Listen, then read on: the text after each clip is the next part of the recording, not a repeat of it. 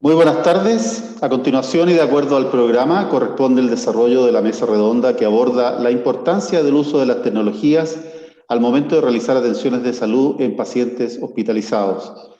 Damos la bienvenida a los panelistas. Partimos por la doctora Dulia Ortega, médico cirujano de la Universidad de Chile, especialista en radiología, dedicación a gestión radiológica e imágenes mamarias de la Universidad de Chile, Universidad de Toronto, Fellowships en ultrasonido, diploma en gerencia de unidades clínicas de la Universidad de Chile.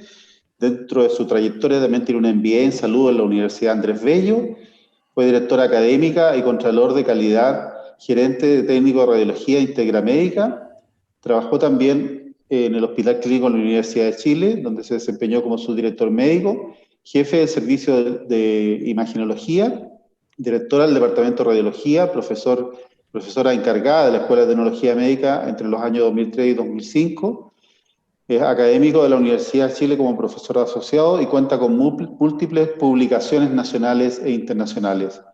Nos acompaña también el doctor Pablo Asbun, que es médico internista e intensivista, jefe técnico del Centro del Paciente Crítico de la Clínica Las Condes, y también la señora María Georgina Ortiz, químico farmacéutico de la Universidad de Chile, diplomada en gestión en establecimientos de salud, jefa de farmacia del Hospital de Peñaflor, líder de gestión del cambio del proyecto de actualización del sistema informático de ficha clínica electrónica, proyecto de normalización de la unidad de farmacia, usuario clave en la implementación de ficha electrónica en marco de la estrategia SIDRA y jefa del CEFAN en transición de CEFAN a dependencias municipales. Les damos la bienvenida a todos nuestros panelistas y dejamos con ustedes a la doctora May Chomalí, que va a actuar como moderadora de esta mesa redonda. May, por favor. Muchas gracias. Muy bienvenido a nuestros invitados. Estos invitados tienen una característica muy especial que vienen de mundos muy distintos. Tenemos una persona que trabaja en un hospital rural, como es el Hospital de Peñaflor, hospital que tiene centros de salud familiar alrededor, pero un hospital pequeño, rural, o sea, tiene sus dificultades. Tenemos a una doctora que gestiona una red de, digamos, un servicio de radiología en red, estamos hablando de unas redes, y tenemos un médico de un hospital de alta complejidad.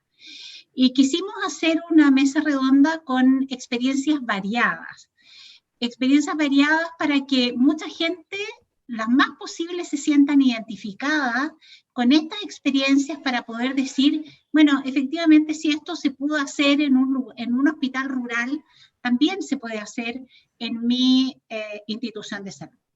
Lo que nosotros le pedimos a los panelistas, que presentaran una experiencia concreta de cómo la adopción de tecnologías les ayudó a mejorar la calidad de la atención en salud de los pacientes que atienden, ya sea en su hospital de baja complejidad rural o en un hospital de alta complejidad como es Clínica Las Condes o en una red de atención. ¿Y cuáles fueron esos elementos que hicieron la mejoría de la calidad? Después que ellos terminen su exposición, vamos a contestar las preguntas de nuestros asistentes, que son, para los panelistas, les cuento, son personas que están asistiendo a este congreso, que son personas que se interesan en los temas de calidad o que están lidiando directamente porque son los encargados de calidad de sus diferentes hospitales, consultorios o clínicas o lo que fuera. Entonces, vamos a partir con Pablo. Pablo, te doy la bienvenida. Pablo, como muy bien lo dijo, es el jefe técnico de un centro de pacientes críticos de Clínica Las Condes. Y además, algo que no dijeron, que él quería que dijéramos, es que es el papá de Octavia y de Julián. Me imagino que no debe ser fácil trabajar desde la casa con 2 niños pequeños. Bien, bueno, Pablo. Muchas gracias, doctora Chulín. Tienes el podio. Perfecto, se escucha, ¿cierto? Perfecto. Muy bien. Bueno, quiero partir por... buenas tardes a todos. Quiero agradecer a SOCAS y a los organizadores de este encuentro por la invitación a participar y compartir esta experiencia con ustedes. Voy a partir por detrás que no tengo ningún conflicto de interés. Bueno, mi nombre es Pablo, ya lo escucharon, y trabajo en la UCI de la Clínica Las Condes, un centro de bastante alta complejidad, donde con relativa frecuencia recibimos personas que sufren una emergencia cardiovascular mientras están hospitalizados en las salas de hospitalización general de la clínica, sufren esta emergencia cardiovascular y terminan siendo trasladados a la unidad de cuidados intensivos en ese contexto. Y son pacientes que habitualmente ingresan a la sala de hospitalización general porque están relativamente estables, o al menos lo suficientemente estables en la superficie. Si no lo estuvieran, llegarían directamente a la unidad de cuidados intensivos o de cuidados intermedios. Sin embargo, y a pesar de esa estabilidad, son pacientes habitualmente lábiles y propensos a sufrir algún grado de deterioro clínico durante su hospitalización. Y ese deterioro no siempre es detectado y atendido oportunamente, y es un poco lo que da el contexto para esta iniciativa que tuvimos. Y es que la población hospitalaria, quería contextualizar un poquito más, la población hospitalaria ha cambiado mucho en los últimos años y décadas. Esta es una foto de una sala de hospitalización no hace mucho, unas cuantas décadas, y como ustedes pueden ver, los pacientes son casi todos jóvenes, relativamente sanos, y que tienen problemas de salud puntuales que los llevan a hospitalizarse. Un infarto al corazón, una fractura de algún hueso, un solo órgano afectado, si se quiere. Y comparemos eso con esta otra foto un poco más actualizada de lo que pasa en los hospitales hoy en día, en todo el mundo. Son pacientes, una población hospitalaria mucho más añosa, con múltiples enfermedades crónicas, polifarmacia, y que funcionan bien, pero funcionan bien al límite de su reserva. Esto quiere decir que cuando llegan a hospitalizarse por problemas agudos, están muy propensos a sufrir desequilibrios del resto de los problemas crónicos que ellos arrastran.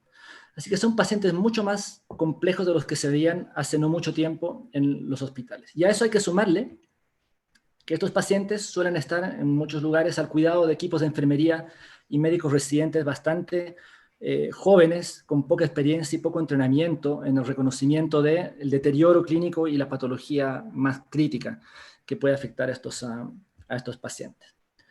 Por otro lado, si bien los hospitales han cambiado en cuanto a su población de pacientes, la respuesta que el hospital ofrece cuando estos pacientes sufren un evento cardiovascular agudo y crítico ha cambiado muy, muy poco. Es decir, el paciente recibe una respuesta completa cuando está en paro cardíaco, cuando sufrió un paro cardíaco, o cuando está muy cercano de hacerlo, y es ahí que el sistema responde con todo lo que tiene. Y esto se llama el equipo de paro, el equipo de código azul, o como le llamamos nosotros, el equipo de código 99.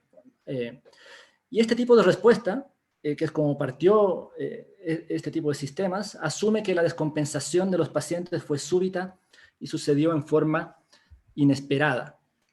El problema con eso es que si uno espera que los pacientes hagan un paro cardíaco para responder, la chance de tener éxito en la reanimación es bastante baja. Uno de los mejores lugares del mundo, 20% o menos de los pacientes logran salir del paro cardíaco y un porcentaje apenas de esos logra recuperar lo suficientemente bien como para volver a su estado funcional basal como estaban previamente. Y hemos aprendido, en realidad, que estos eventos cardíacos agudos, paros cardíacos incluso intrahospitalarios, rara vez son súbitos e inesperados. Con mucho más frecuencia, estos pacientes, en vez de caer en paro cardíaco de un segundo para el otro, vienen deteriorándose gradualmente a lo largo de horas o días, inclusive, antes de sufrir ese evento cardíaco. Así que más bien una pendiente resbaladiza, como se les suele conocer.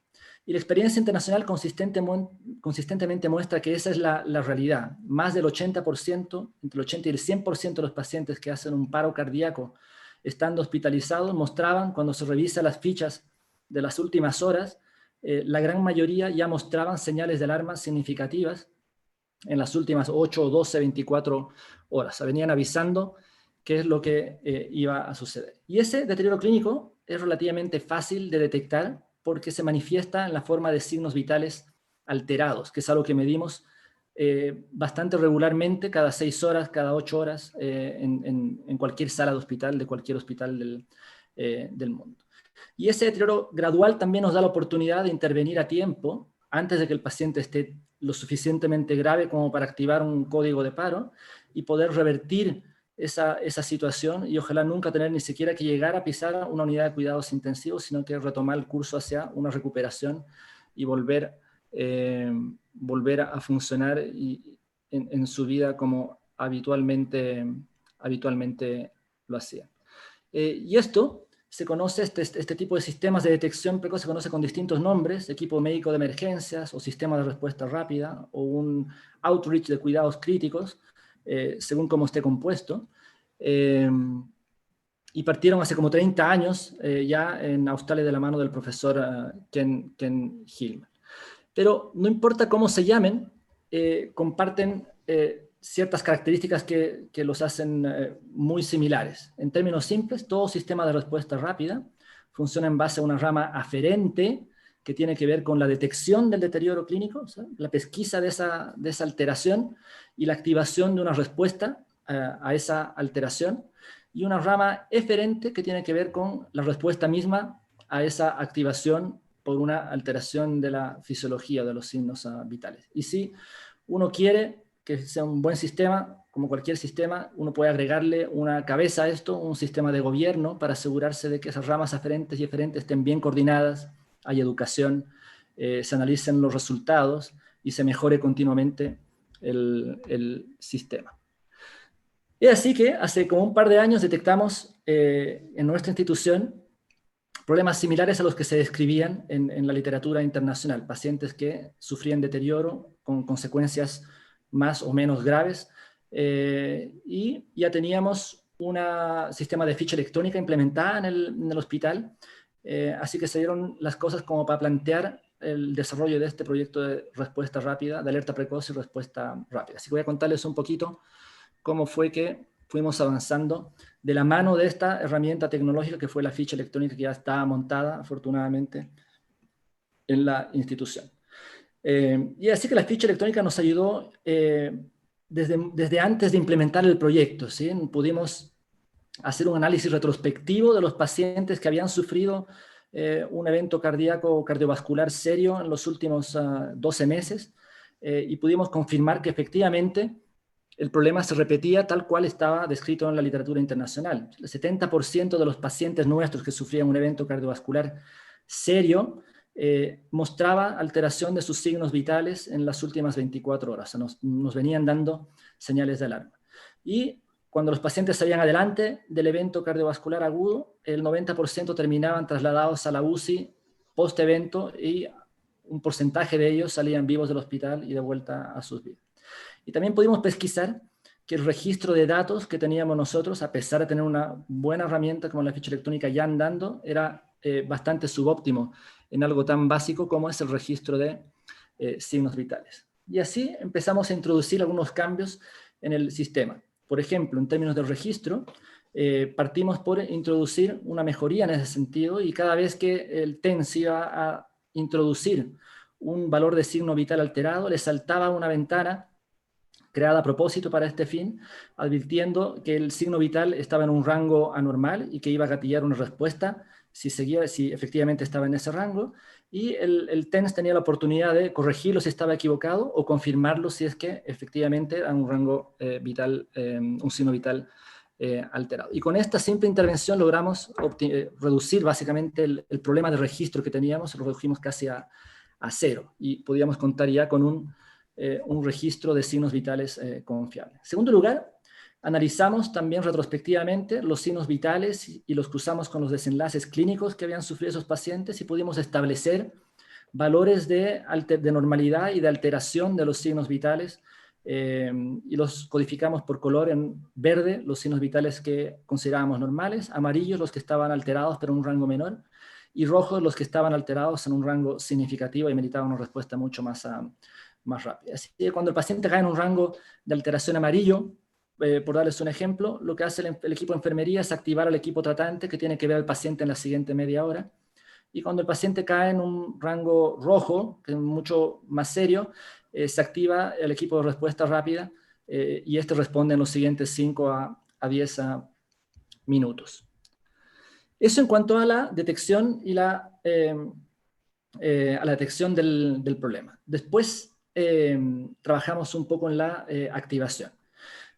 Y en nuestro sistema, una vez que se confirma una normalidad de los signos vitales, la ficha electrónica automáticamente genera una activación de la respuesta rápida. Y la forma en que lo hace es enviándole inmediatamente una ventana a la enfermera tratante del paciente en cuestión, advirtiéndole de que el paciente está en un rango alterado que amerita una respuesta rápida e incluso le indica el número de teléfono al cual tiene que llamar para activar la respuesta rápida.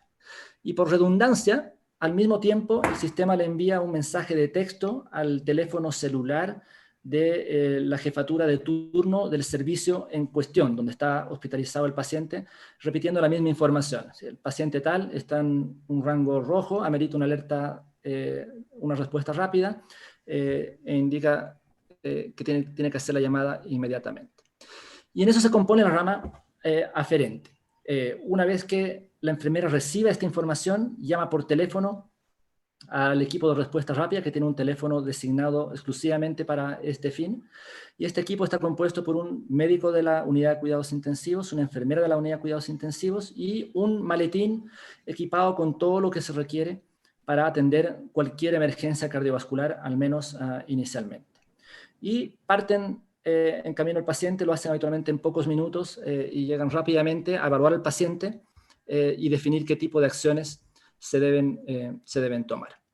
Una vez que termina la atención del paciente, que suele ser relativamente breve y se toma decisiones, este equipo médico de respuesta rápida debe documentar qué es lo que pasó, qué es lo que se pensó y qué es lo que se hizo, que era otra brecha importante que teníamos en los eventos cardiovasculares, donde previamente teníamos un registro subóptimo de qué era lo que pasaba durante este evento tan significativo clínicamente para el paciente y donde quedaba muy poca información documentada en la ficha electrónica. Así que se generó un formulario correspondiente y ahora podemos trazar prácticamente el 100% de los eventos cardiovasculares en estos pacientes con el objetivo de hacerle seguimiento y mejoría al sistema.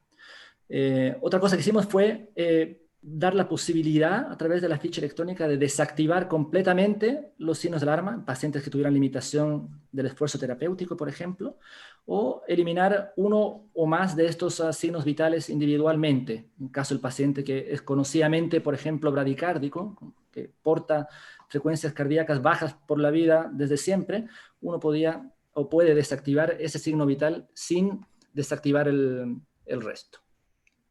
Y finalmente, usamos la ficha electrónica para generar reportes diarios y periódicos de la actividad del sistema de respuesta rápida que nos permiten hacer trazabilidad, auditoría y mejoría del sistema en forma continua para hacer un buen gobierno del mismo.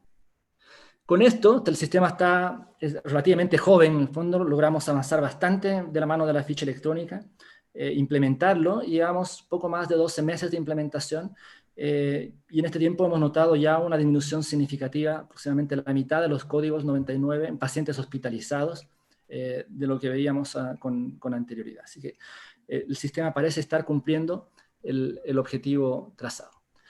Así que, en resumen, y como espero haberles mostrado, en nuestro caso la tecnología por medio de esta ficha electrónica participó y enormemente facilitó la implementación de este sistema de alerta precoz y respuesta rápida en prácticamente todas las etapas, desde hacer el diagnóstico del problema, montar la rama aferente, la rama eferente y el gobierno y facilitar el trabajo y la labor del gobierno de este sistema de respuesta rápida. Este sistema fue posible simplemente usando herramientas que ya teníamos, y no hubo mayor inversión. Hubo un problema clínico, un grupo clínico interesado en resolver ese problema clínico y afortunadamente una ficha electrónica y un equipo detrás disponibles para encontrarle una respuesta al problema. Y quiero cerrar contándoles una breve anécdota para reforzar un poco algunos de los puntos. Cuando yo llegué a trabajar a esta institución, a Clínica Las Condes, hace aproximadamente 5 años, me encontré con que el sistema de ficha electrónica era el mismo que se usaba en la anterior institución donde yo trabajaba. Así que fue un alivio para mí porque ya sabía usar el sistema. Pero al poco andar, con el paso de los días y los meses, empecé a notar que esta ficha electrónica parecía ser más inteligente que la otra ficha electrónica, la anterior, siendo que en esencia era exactamente la misma.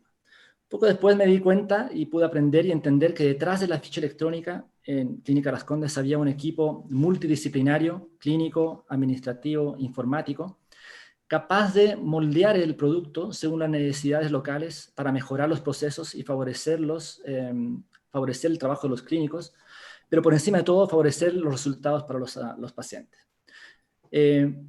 Menciono esto porque la mayoría de las herramientas tecnológicas hoy en día poseen esa versatilidad que está ahí, a la espera de la inquietud y la proactividad de los clínicos para ser de utilidad y no convertirse más bien en un impedimento, que suele suceder ocasionalmente.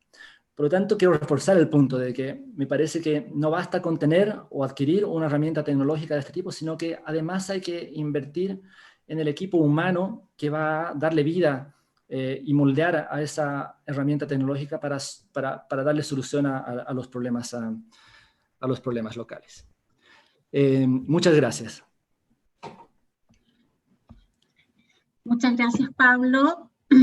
Excelente presentación. Te agradezco enormemente porque esta es una experiencia muy local, que la conocí de cerca en su momento, pero acá tenemos a un grupo clínico que dice, a ver, estamos teniendo muchos códigos 99 cuando hay un porcentaje importante de estos pacientes que se pueden evitar este estrés del código 99, además de todo el gasto de recursos que significa activar un código 99, la cantidad de medicamentos, de intubaciones, etcétera, y con una ficha que ingresa no automáticamente, digamos, pero que es capaz de ingresar datos como signos vitales, es capaz de saltar una alerta que permita pesquisar antes de que llegue el código 99. Creo que Pablo lo ha graficado muy bien y también creo que puso un punto bien importante en términos de la necesidad de que todos los procesos de transformación digital de nuestros lugares de trabajo esté conformado por equipos multidisciplinarios, pero principalmente clínicos. O sea, las tecnologías tienen que estar al servicio de los clínicos y no al revés, digamos. Los clínicos al servicio de que los tecnológicos hagan su trabajo. Yo creo que eso es algo fundamental y te agradezco, Pablo, que lo hayas mencionado porque no hay más clínico que tú que está ahí midiendo las dosis, por lo tanto que lo diga un clínico es muy relevante. Les recuerdo a nuestros asistentes, tenemos más de 300 personas conectadas en este momento, lo que me parece increíble que estén tan interesados en estos temas, lo que me agrada mucho. Les recuerdo a los asistentes que por favor hagan su pregunta en el chat de los asistentes y al final de las presentaciones vamos a hacer la ronda de preguntas y respuestas. Bien, entonces ahora le toca a Dulia.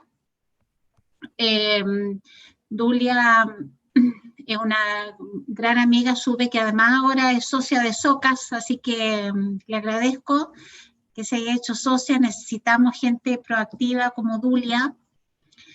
Aprovechamos de invitar a todos los panelistas a hacerse socios de esta sociedad que promueve la mejoría de la calidad en la atención de salud independiente de donde estén recibiendo esta atención.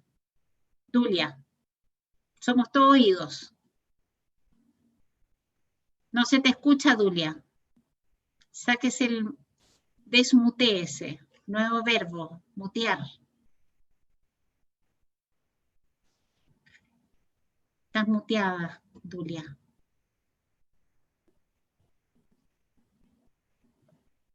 Ahí sí. Ahora sí, perfecto. Muchas gracias y agradezco la invitación de parte del comité organizador de SOCA para hablar de este tema que en realidad es gigante, y vamos a tratar de hacer un resumen para poder transmitir el tema de calidad y teleradiología. No, esto comienza hace algún tiempo atrás, ya que no me pasan. No las puedo pasar. Perdón. A ver.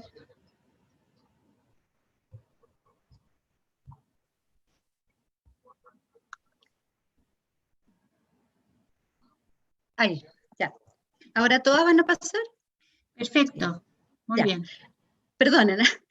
Bueno, esto comienza en el año 85 y debido a que, como vamos a ver, hay pocos radiólogos y muchos exámenes radiológicos, se crearon sistemas para poder transmitir tanto imágenes como datos desde las modalidades radiológicas como pueden ser escáner, resonancia, rayos, etc.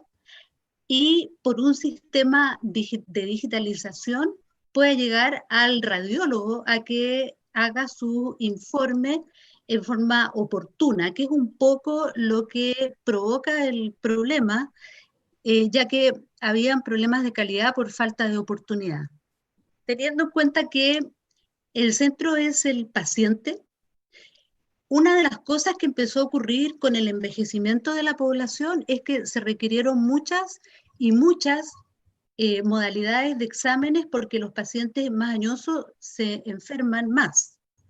Y luego pasa también que hay pocos radiólogos en todas partes, en Chile también, por temas de formación, porque no hay suficientes campus clínicos para formarlos, entonces tienden a quedar ellos en las grandes ciudades y no se podía abarcar toda la radiología que se necesita.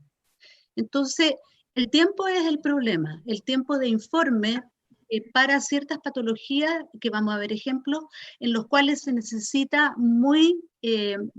mucha certeza y mucha rapidez en la información que entrega el radiólogo. Y esto es mucho más importante en los pacientes que están hospitalizados porque generalmente con ellos hay mucho apuro para hacer informes a tiempo de patologías críticas o para tener una respuesta, y además existe también la ventaja de que se pueden juntar radiólogos subespecialistas a hacer los informes de los exámenes, siendo cada vez más específicos. Entonces, en los pueblos donde no hay radiólogos subespecialistas y en el mismo Santiago o en regiones donde a las 3 o 4 de la tarde no quedan radiólogos en los hospitales, entonces se empieza a derivar todo a la teleradiología. Esto fue aumentando y ahora en esta época con pandemia ha aumentado mucho más porque se les pidió a los radiólogos que se quedaran sencillamente en la casa. En Chile, el sistema público de teleradiología cubre todo el territorio en los hospitales principales. Se realizan al año 244.000 exámenes aproximadamente, lo que nos...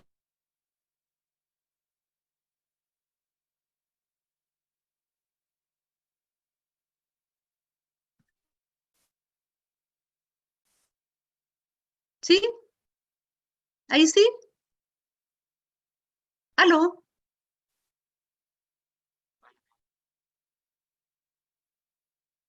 Decía que en Chile se realizan 244.000 exámenes al año en la red pública, un número similar en la red privada, y las licitaciones públicas no están contadas aquí, las que son locales, chiquititas de cada ciudad, de cada municipalidad.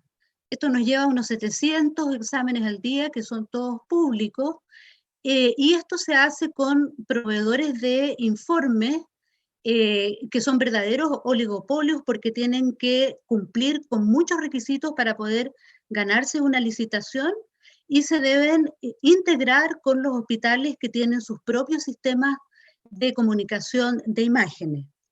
En realidad esto funciona bastante bien, pese a que no hay una reglamentación de cómo debe ser, porque en las licitaciones para aumentar la calidad del producto hay muchos requisitos. Por eso que los proveedores son pocos, porque se necesitan hacer grandes inversiones.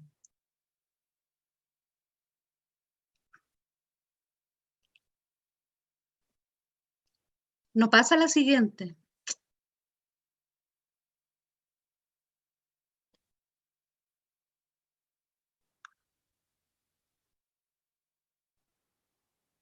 En este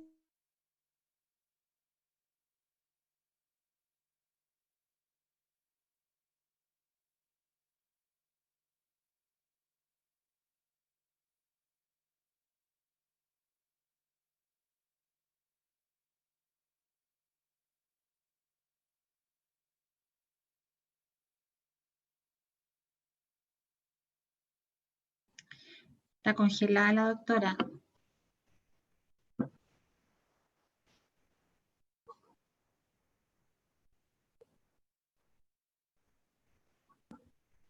Ok, ya. Vamos a hacer la pregunta al doctor mientras resuelven, ¿ya?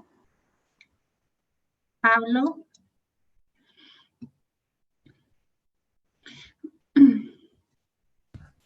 Ahí estoy.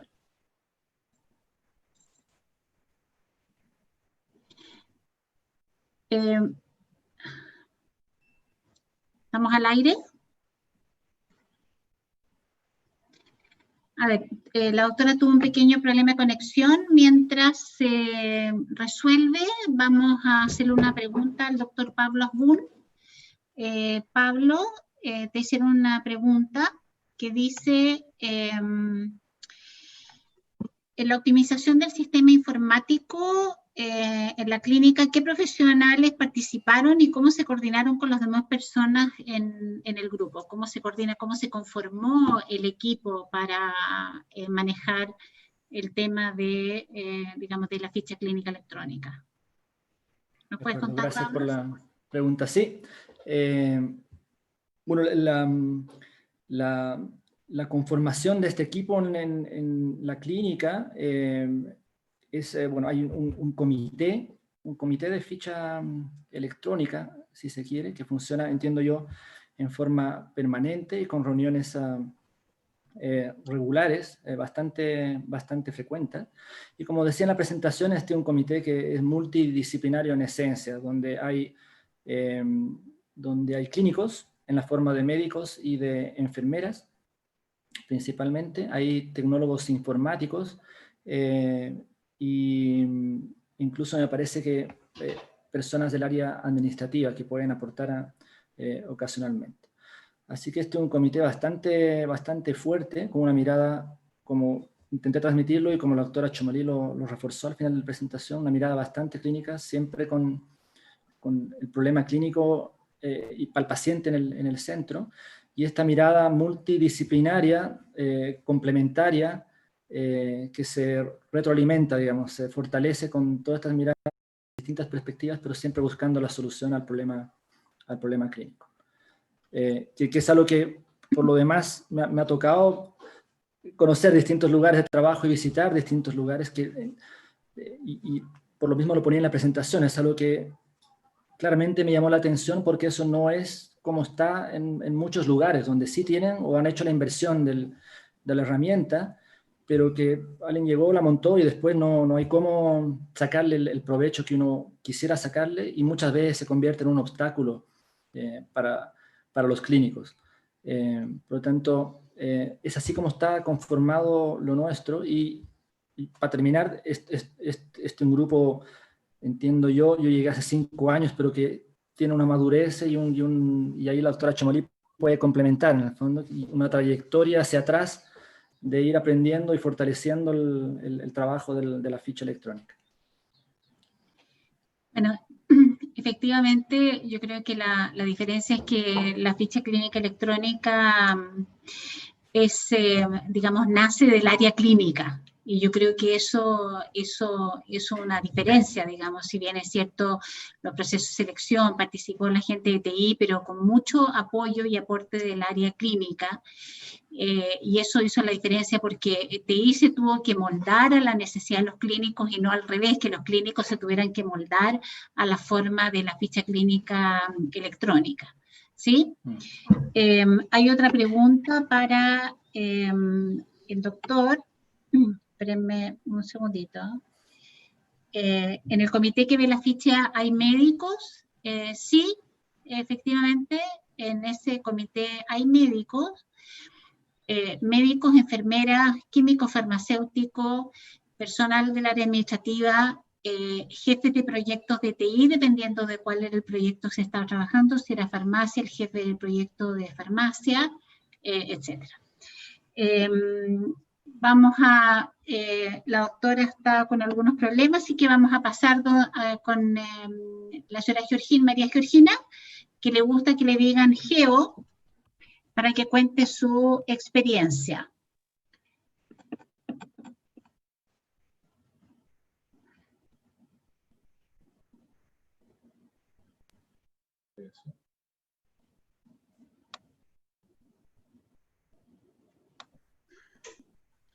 ¿No compartiste pantalla? ¿No compartí pantalla? Tienes que compartir tu pantalla. No la veo acá para compartir. Digo, ¿a dónde?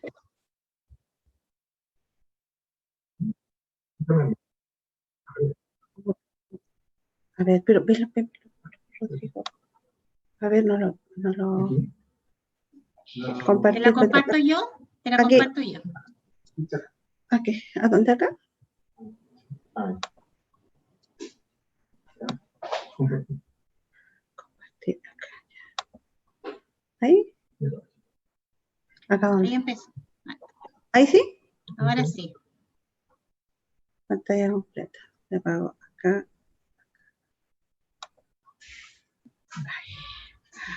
Bueno, Georgina es químico farmacéutico. ¿Este? Como, ¿Este? Ya, ok. María Georgina es químico farmacéutico, como les contábamos, y ella le tocó liderar el proceso de transformación digital de su farmacia en el hospital de Peñaflor. ¿Sí? ¿Ahí sí? No se desapareció todo por Rodrigo. A ver. ¿Ya? ¿Ahí? Ya, pero no veo nada acá. Voy a mirarme.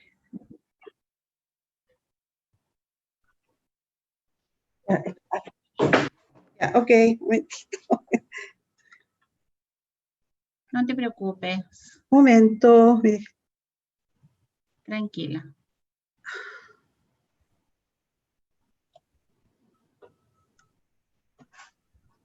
Aquí está el computador bien abierto. A propósito.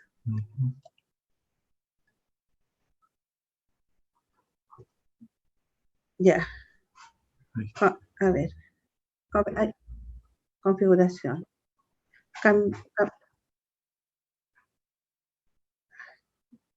Ahí sí, ya. Ahí sí, ya. ¿Empiezo? ¿Sí? Sí, vamos. Ya, bueno, buenas tardes a todos. Estoy bien emocionada de participar en este evento. Ojalá salga más o menos bien, porque estoy un poquito nerviosa. Bueno,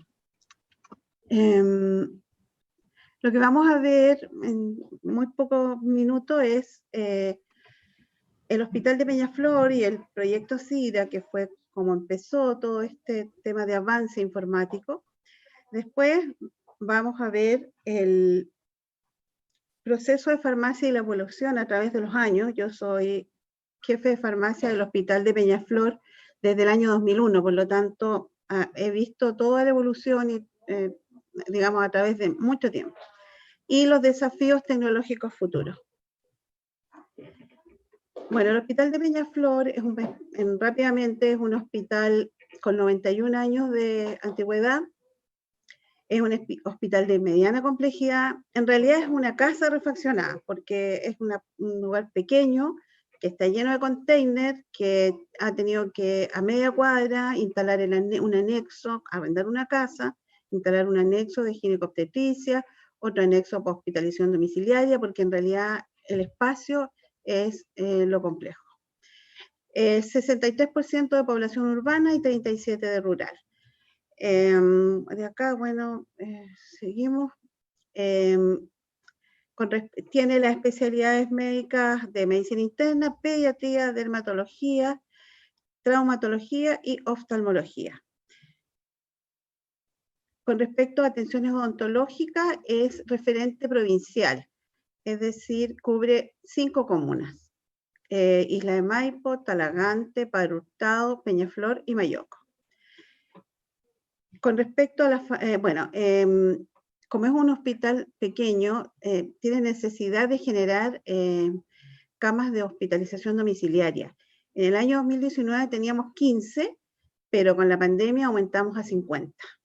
¿Ya? Y eso es todo es todo un tema nuevo de salir a la calle. La farmacia tiene una producción total en lo que es despacho de recetas de 50.065 recetas y 147.380 prescripciones. Todos estos datos son del año 2019, porque con el tema de la pandemia todos los datos han variado muchísimo. Ya, con respecto a lo que nos convoca, en el año 2008 el Ministerio de Salud propuso, ideó en realidad, la estrategia Sidra, en que el Ministerio de Salud licitó por un convenio marco un software de salud y servicios informáticos asociados destinado a apoyar los procesos básicos de informatización, en particular aquellos que apuntaban a la integración de las redes asistenciales. Tenía como prioridad el mundo hospitalario, como también conectarlo con la PS, con temas de agenda, referencia y contrarreferencia, registro de población en control, dispensación de fármacos y, por supuesto, también la urgencia.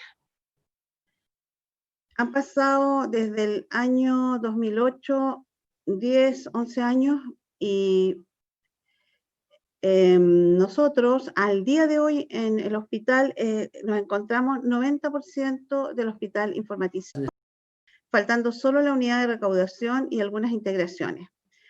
Uno de los trabajos más importantes es haber escaneado a la fecha más de 50.000 fichas de pacientes, de papel, digamos, que se subieron a la ficha clínica electrónica para que estén disponibles para la información del médico. Yendo directamente a lo de farmacia, la misión de la farmacia del Hospital de Peñaflor es brindar un abastecimiento adecuado y oportuno de insumos y medicamentos a servicios clínicos, secciones y unidades que permita satisfacer con eficacia las necesidades de salud de los usuarios de las comunas de Peñaflor y Padre Hurtado, autorización sanitaria, y contamos también con autorización sanitaria que la conseguimos en el año 2019, donde el ISP revisó nuestros procesos, incluido el sistema informático, y nos dio la autorización de funcionamiento. ¿Se escucha bien? ¿Aló? ¿Se escucha bien? Ya. Bueno, la farmacia es una farmacia pequeña, tiene a mí como jefe de farmacia, tengo un QF de apoyo que es Rodrigo, que ahí aparece con 33 horas, pero ahora tiene las 44, porque hay mucha pega.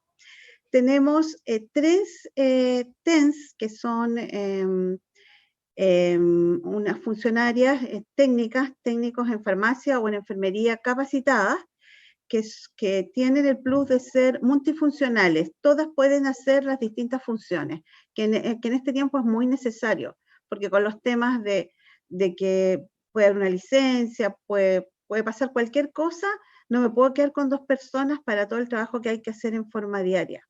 Entonces, la primera TENS, la primera función es la dispensación de medicamentos a pacientes ambulatorios.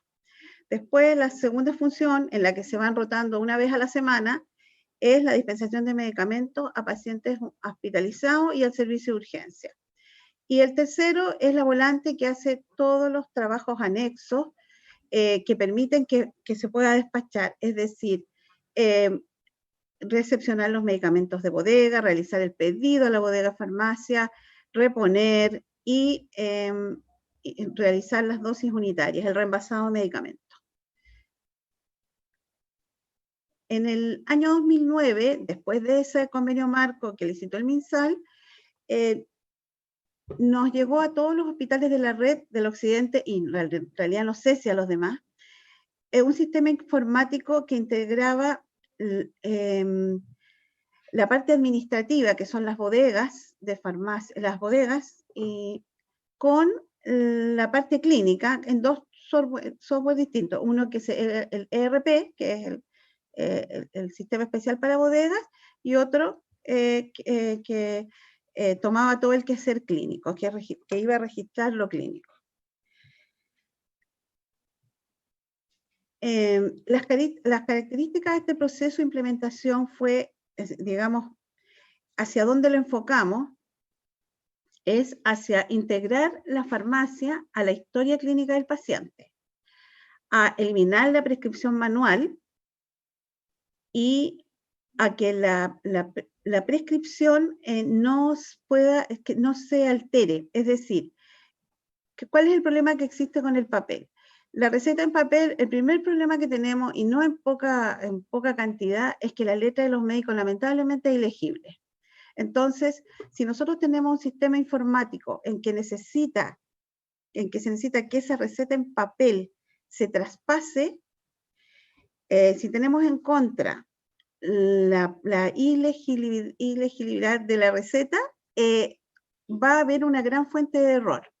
Otro está el error humano del funcionario que transcribe la receta a un sistema informático cerrado, es decir, a un Excel o a un sistema informático que es como una isla que solo le sirve al hospital para tomar obviamente sus decisiones.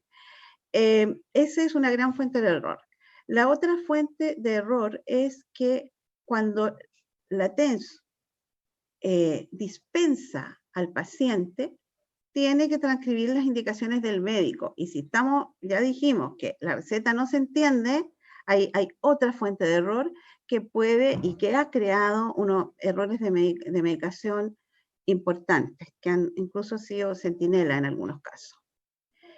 Las desventajas de este sistema en un comienzo, digamos, estamos hablando que estamos implementándolo desde el 2009, es que es un sistema altamente sensible a los movimientos informáticos del medicamento. Es decir, a ver, si un médico hace la receta, la imprime, y la persona con esas recetas llega a la farmacia, pero a él se le olvidó guardarla en el sistema, grabarla. La técnico que está viendo las recetas que le llegan por la web, no la ve porque no la grabó. Entonces tenemos al paciente esperando con una receta en papel que nosotros no vemos. Entonces, eso digamos, son temas que de a poco se han ido mejorando. Otro error es el cliqueo de las recetas, es decir, cliquear en un lugar que no corresponde. Si un médico va a prescribir una receta y quiere prescribir 500 miligramos o una cápsula y por error cliquea frasco, la receta queda como 500 frascos cada 8 horas por 7 días, y eso es una cantidad, digamos, irrisoria de frascos. Entonces, todo ese tipo de cosas son las que con el tiempo se han ido arreglando. Por ejemplo, las parametrizaciones. Un tramadol, por ejemplo, que es de 10 ml, contiene una cantidad de tramadol en miligramos, ¿ya? Y para calcular la dosis para el paciente para una semana, por ejemplo, es muy importante ese dato. Si después llega un frasco de 20 ml, hay que volver a parametrizarlo, porque ya no van a ser los mismos frascos. Entonces, el sistema hay que ir constantemente, lo que decía el doctor Pablo, revisándolo, poniéndolo al día, poniéndolo a punto, que es un trabajo, pero muy multidisciplinario y muy arduo, es de todos los días. Bueno, para no alargarme tanto, el proceso de farmacia, bueno, es digamos, largo en el sentido de que parte desde el proveedor que envía los medicamentos a la bodega de la farmacia, y de ahí la bodega de la farmacia los envía a la farmacia, y de ahí se despachan hacia el paciente ambulatorio o hacia el paciente del intrahospitalario o la urgencia. Eso se replicó en sistemas informáticos, transfiriendo desde la bodega de farmacia, digamos, los medicamentos hacia la farmacia sin necesidad de que haya un papel de por medio. Llega por la web y la TENS, que hace ese trabajo, solamente revisa si está todo ok y acepta. O sea, no hay que traspasar uno por uno un medicamento. Y tiene la opción de que si no le llega bien, corrige. Es decir, si eran 50 que tenían que llegar, 50 paracetamol, por decir algo, y llegan 20, lo corrige a 20. Y ahí se va, digamos, se va manteniendo un inventario, digamos, relativamente cuadrado, porque cuadrar un inventario en farmacia es casi imposible. Y después de eso, la TENS que recibe el medicamento y tiene al paciente enfrente, ve la receta en su pantalla y con el paciente al frente, empaca el medicamento, embala y hace todo el proceso informático y entrega el medicamento, y le entrega al paciente con sus indicaciones en el momento. Es decir, el proceso termina en el minuto y no queda ninguna receta en papel que después tengan que traspasarla haciendo horas extras y todas esas cosas. O sea, en ese sentido, el proceso queda terminado con el paciente al frente y se termina en el momento.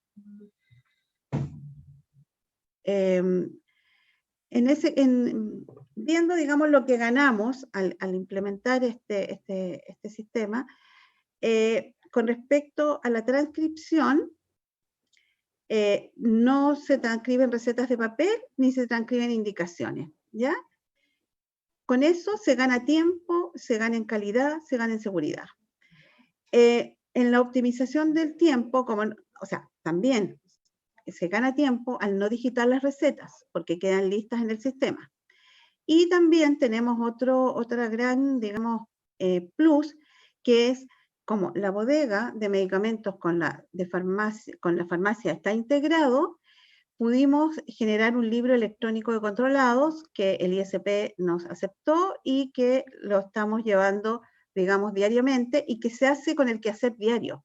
No hay que traspasar ningún controlado a ningún libro, porque se imprimen todos los días las hojas y el libro de controlado va quedando el día en el momento, porque no sé si le pasará a otros hospitales, pero cuesta, a veces pasan 2 o 3 días en que uno por trabajo no puede tener el día libre controlado, y después tiene que estar el fin de semana estando, digamos, poniéndolo al día y cuadrando los medicamentos, porque esos tienen control legal y están adscritos a la ley 20.000, por lo tanto es muy complicado. La otra ventaja es que tenemos información, tenemos acceso a la historia del paciente como farmacia, y también podemos manejar los botiquines con un sistema de control que les voy a explicar inmediatamente. También podemos acceder a las alertas de los pacientes por este sistema, y además nos avisa si hay duplicidad de recetas. ¿Cómo voy de tiempo? ¿Más rápido? Ya. Aquí en esta pantalla vemos que la receta que el médico prescribe y crea es exactamente igual a la receta que ve la TENS en la farmacia, y es exactamente igual la información que se lleva el paciente. Es decir, la etiqueta que se lleva el paciente con la información de su medicación es la copia fiel de la receta del médico.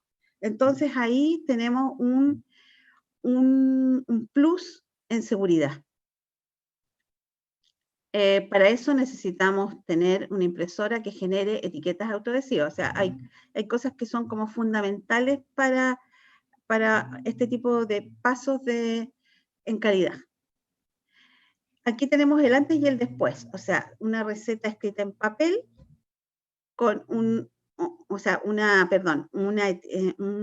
dispensación de medicamento escrito manualmente con respecto a una dispensación de medicamento escrito, o sea, con toda la información impresa, con el nombre del paciente, el RUT del paciente, el profesional que lo atendió, que a veces el paciente ni siquiera sabe eso, quién lo atendió, y la indicación, y si es un paciente crónico también, cuándo tiene que retirar el próximo mes. Para los pacientes ha sido bastante satisfactorio este tipo de sistema porque les permite a ellos mismos revisar sus medicamentos. Si lo que dice en la etiquetita es lo mismo que tiene adentro. Las ventajas hasta ahora van en el ahorro de tiempo, la disminución de la carga de trabajo para el técnico y la facilidad de comprensión para el usuario, ¿ya? Y también podría ser un plus que con esta garantía el paciente puede tener más adherencia a su tratamiento. Aquí podemos ver cómo optimizamos el tiempo. Lo que está con flechitas negras es la receta que se acepta en el sistema, se embala, se entrega y se finaliza si es un paciente ambulatorio.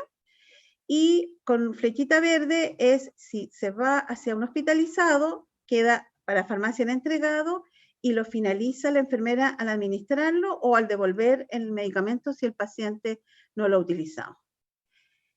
Aquí está el informe controlado, que es lo que nos hace, digamos, ahorrar bastante tiempo. ¿Y qué hicimos con ese tiempo? ¿Qué hicimos con ese tiempo que ahorramos? Tratamos de mejorar en calidad, en despacho, en medicamentos. Y tratar de evitar errores de medicación, y esto lo hicimos entre el año 2016 y el 2017. El ámbito de acción fue prevención de error de medicación para seguridad del paciente. La meta calidad, lograr que el 95% del despacho de medicamentos a pacientes hospitalizados no presente errores que puedan asociarse a eventos adversos. El requisito de calidad es revisión del carro de despacho de medicamentos previo a la salida de la farmacia, y el segundo es recepción conforme de los medicamentos despachados desde farmacia por el servicio de medicina. Y la fórmula, el número de pautas de evaluación de medicamentos que cumplen con los 6 requisitos según protocolo, y partido por el número total de pautas de evaluación aplicadas en el mismo periodo. Y el responsable es el químico farmacéutico. Esto no se hacía por falta de tiempo. Ya, ahí vemos que en el cuatrimestre nosotros tenemos nuestro umbral, que es el 95%, y se ve que estamos bastante mal en cuanto al, digamos, al error en el despacho al preparar las caseteras para llevarlas al intrahospitalario, al servicio de medicina. Esa es la pauta, que ahí, bueno, es como la pauta típica, y ahí se vio que el error, bueno, son 79 evaluaciones, y se vio que el error fundamental es que los medicamentos en el carro y en las caseteras no estaban todos correctos. Es el mayor error, porque los demás puntos, los demás ítems estaban todos bien. Y nos dimos, al comparar el predespacho, antes que salga de farmacia, con el postdespacho llegando al servicio, el error estaba puntualmente en la farmacia. Por lo tanto, de ahí fue obligatorio que el QF revisara el carro antes de salir al servicio de medicina. Con esto llegamos al nivel de especialización clínica número 3, que significa que por los niveles de validación Tecno-CEP, que tenemos un porcentaje de tiempo en planta de 20%, un trabajo diario con acceso a la historia o sea, tenemos acceso a la historia del paciente, a historia clínica, y la ubicación del farmacéutico es en la farmacia.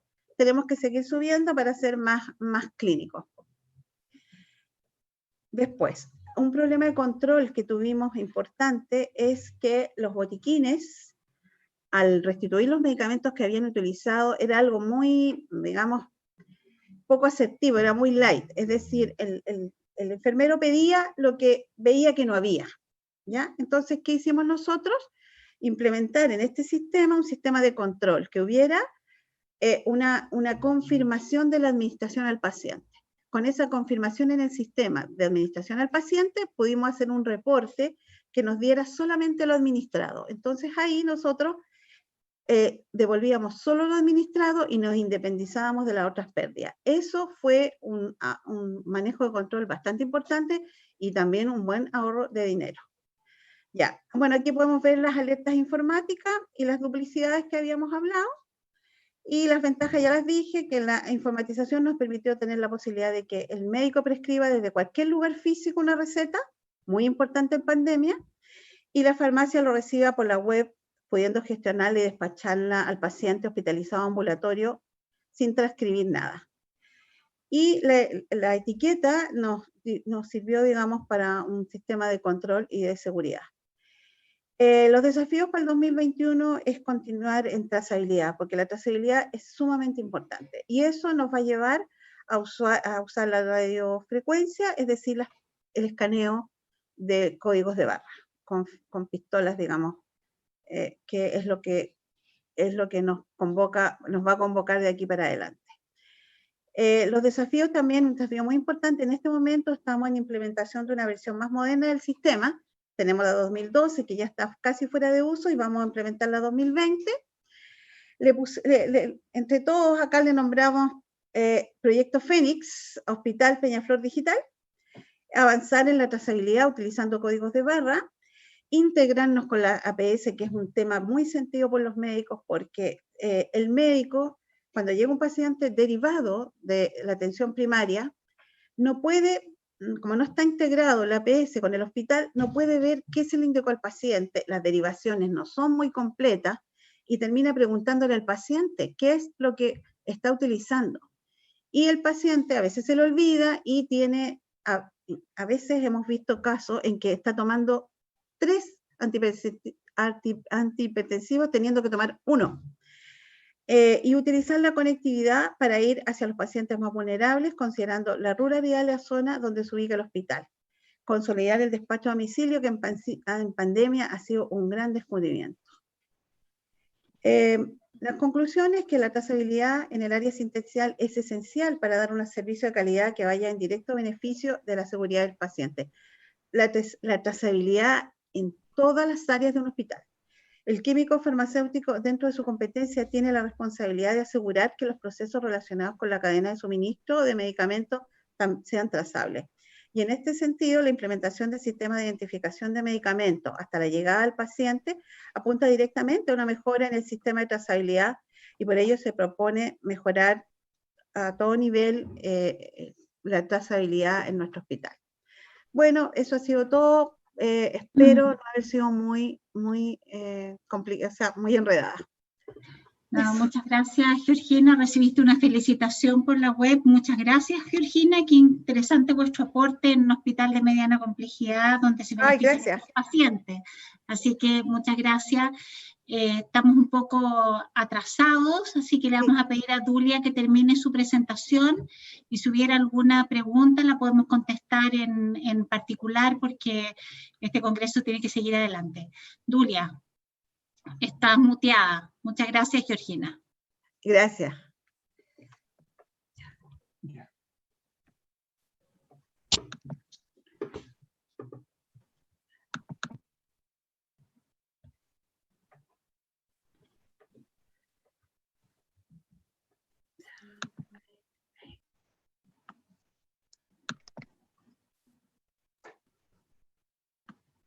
Bueno, mil disculpas por lo que pasó. En realidad todavía no sé lo que pasó.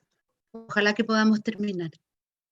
Bueno, decíamos que en este diapositivo, que está un poco lleno, que la calidad en realidad es todo. No son solo los indicadores ni solo los ciclos de mejoría continua. Y aquí lo que estamos mostrando es un sistema en el cual el paciente entra y sale de un servicio, pero que hay particularidades que tienen que ver con el paciente cuando es hospitalizado. Por ejemplo, lo más importante que se mide siempre es que exista un resultado a tiempo y correcto, y eso es muy clave en la teleradiología, y hay mediciones que se pueden hacer. Luego, también es muy importante que la orden médica esté correcta, traiga los diagnósticos y, como viene digitalizada, se puedan explicar el contexto del paciente. Y esta es una de las cosas que nos falla a veces en la teleradiología, porque los doctores tienden a escribir poco. Junto con esto se debe acompañar de al menos un segmento de la ficha clínica. Aquí abajo tengo la trazabilidad que hay que hacer a través del sistema de transmisión de imágenes y todos los indicadores de gestión para que esto se haga con éxito. Y por último, la comunicación de resultados, la cual es de gran importancia, sobre todo en los pacientes críticos. Todo lo demás se hace en toda la radiología, pero esas son un poco las particularidades del paciente hospitalizado. Existen algunos diagnósticos relevantes en que es crítico la oportunidad en la cual se entrega el resultado, como por ejemplo las primeras 2 horas de un accidente vascular encefálico tromboembólico, que con una resonancia, con una sola secuencia se puede hacer el diagnóstico, y eso requiere de un neuroradiólogo especialista que no hay en todas partes. Entonces un uso muy importante de la teleradiología. Y esos otros 3 diagnósticos que están ahí: tromboembolismo, hematomas extradurales y los neumohemotórax a tensión, que son los más críticos. Los demás son importantes, pero hay algunas horas de margen para poder obtener un resultado. Respecto de los controles de calidad que se hacen, estos son indicadores. Nuevamente quiero decir, estas son herramientas, no son el fin, son el medio para poder corregir. Las auditorías de informe radiológico se hacen en la mayor parte de las empresas proveedoras de servicios de teleradiología. Las auditorías a tecnólogos médicos se hacen poco, y esas se hacen en el sitio donde se obtiene la imagen y son muy importantes, pero se miran en general bastante por encima. Los reportes de notificaciones críticas, que está indexado al proceso de acreditación en los servicios de imágenes y en las clínicas, ¿no es cierto?, que son los diagnósticos relevantes, ya sea por su urgencia o por su importancia, y los reportes de eventos adversos y centinelas, que estos 2 primeros también están anexados a los sistemas de acreditación oficiales que rigen en Chile, y el near miss, que significa, bueno, casi me equivoco, pero me alcancé a corregir antes de que saliera el informe, entonces no me alcancé a equivocar, pero ahí hay una lamparita para poder hacer gestión.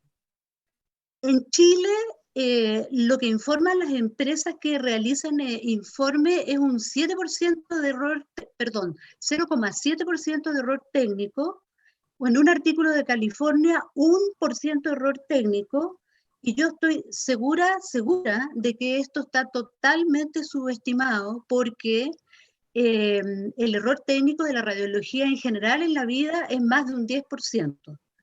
Y aquí lo que pasa es que seguramente están contándose solamente lo que necesitan cambios de informes o adendum, o sea, lo más grave. Pero hay conversaciones por detrás entre radiólogos y médicos tratantes que van matizando los informes, y eso en verdad no se sabe cuántos son. Un problema es que no se mide la carga del radiólogo que está al otro lado del mundo o al otro lado del país haciendo los exámenes, porque en verdad estos informes tienen también unos tiempos en los cuales uno se puede demorar, tanto es tanto y no tanto menos ni tanto más, y no se sabe muy bien cuánto, porque no hay una buena trazabilidad, cuánto estamos agotando al radiólogo con ellos, y tampoco se sabe, porque no hay reglamentación vigente del tipo de estaciones de trabajo que el radiólogo ocupa. Hay radiólogos que se pueden sentir bien informando en iPad, y otros necesitan una estación de 5G, y hay un reglamento internacional que cumplir. Bueno, ¿cuáles son los progresos? Los progresos son varios. Quisiera decir primero el último, que el sueño de Chile para mejorar la calidad de lo que nosotros hacemos frente a los pacientes y agregar valor es una sola red pública y privada de imágenes, que no necesariamente tiene que ser una red, pero tiene que ser con interfaces donde todos los radiólogos estén autorizados para abrir las anteriores, se hagan en cualquier parte y en cualquier lugar, tanto de la red pública como privada, y eso se puede. Y este país, largo y angosto, se presta mucho para eso porque tiene una buena red digital. La inteligencia artificial es lo que está aquí ya y viene. Nos van a ganar los robots haciendo mejores informes que nosotros, y eso está muy bien porque a nosotros nos debieran dejar para las interconsultas, porque el radiólogo tiene que convertirse cada vez más en un personaje al lado del equipo médico y no fondeado por allá lejos tomándose un café, y hoy por hoy, pandemia mediante, en pijama informando.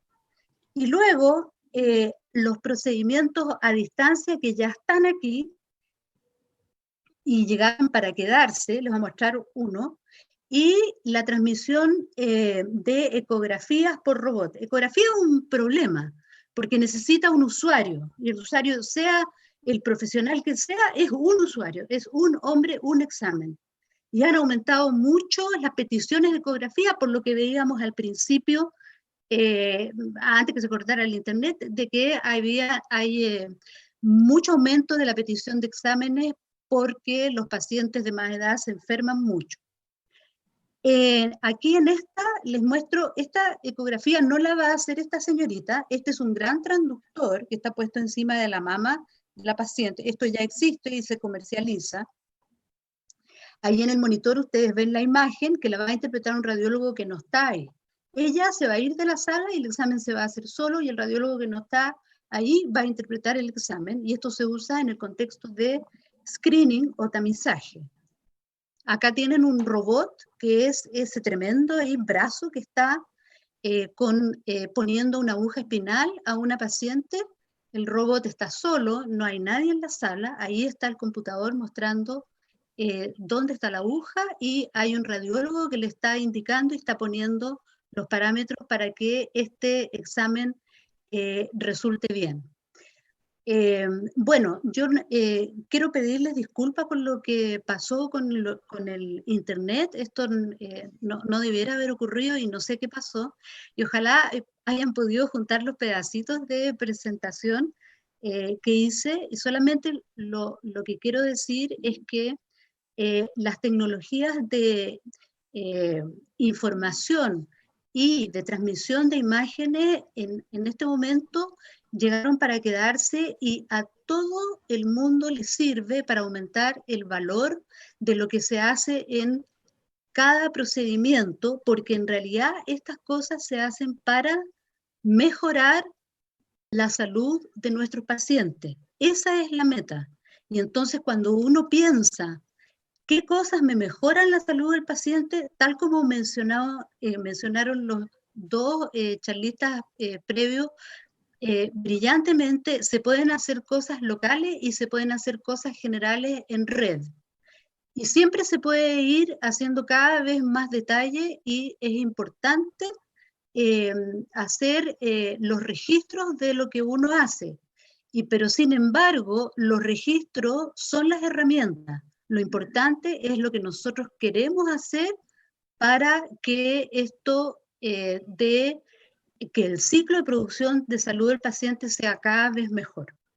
Aquí les dejo mi correo por si necesitan algo. Yo cualquier cosa, yo todo contesto. Así que cualquier cosa que se les ofrezca, aquí lo dejo. Muchas gracias. Muchas gracias a ti, Tulia.